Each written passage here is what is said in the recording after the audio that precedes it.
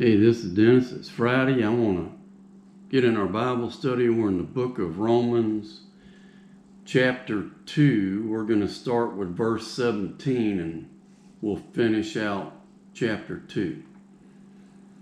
I don't know it all, don't understand it all. I'm just going to present what God has shown to me.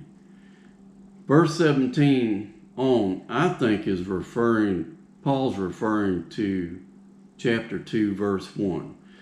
Therefore thou art inexcusable, O man, whosoever thou art that judgest, for wherein thou judgest another, thou condemnest thyself, for thou that judgest do the same things. Okay, let's start with verse 17. So Paul, he says, behold, thou art called a Jew. You're a Jew. You call yourself a Jew, and you rest in the law, and you make boast of God, and know His will, and approve of the things that are more excellent, being instructed out of the law. You teach the law, and are confident that thou thyself are a guide. You're confident you're a guide for the blind, a light for them which are in darkness, an instructor of the foolish, a teacher of babes, which hath the form of knowledge and of the truth of the law.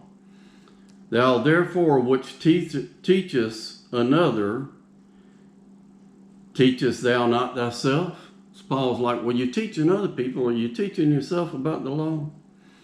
Thou that preachest a man should not steal, does thou steal? You teaching that you're not to steal, but we know that all men, I'm going off script right here. We know that all men have sinned and fallen short of the glory of God. And Paul knows that, yeah, y'all guilty of stealing too. Thou that sayest a man should not commit adultery, does thou commit adultery?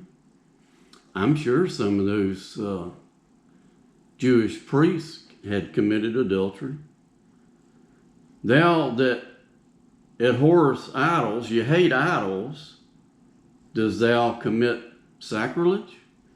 Have y'all misused some of the stuff there in the temple? Probably. Thou that makest thy boast of the law, through breaking the law, dishonorest thou God. So you make boast of the law, but you're also breaking the law, and you're dishonoring God, for the name of God is blasphemed among the Gentiles through you, the Jews, as it is written. For circumcision, and that's where the Jews, they were really hung up on circumcision.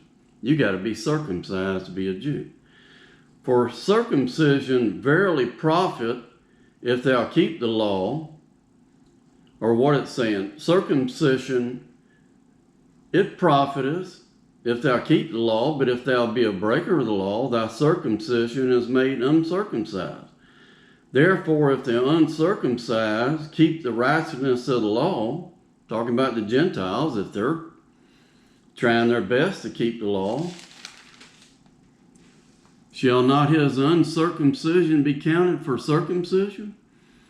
And shall not uncircumcision, which is by nature, we're naturally born uncircumcised, if it fulfill the law, judge thee, who by the letter and circumcision does transgress the law, for he is not a Jew, which is one outwardly.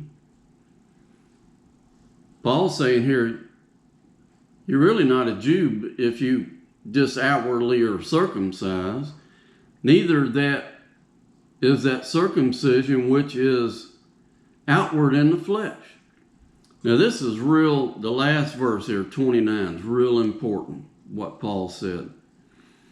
Paul says, but he is a Jew, which is one inwardly, and circumcision is that of the heart.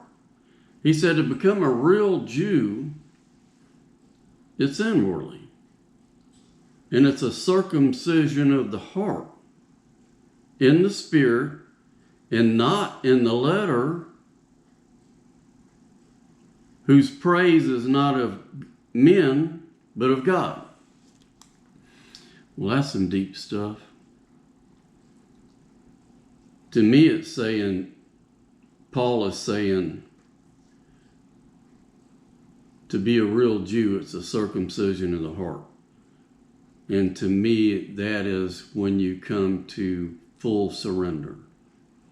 You totally surrender to God, and you get circumcised in the heart. All righty. Well, God bless y'all. I hope you have a good weekend. Walk with God one day at a time. Bye.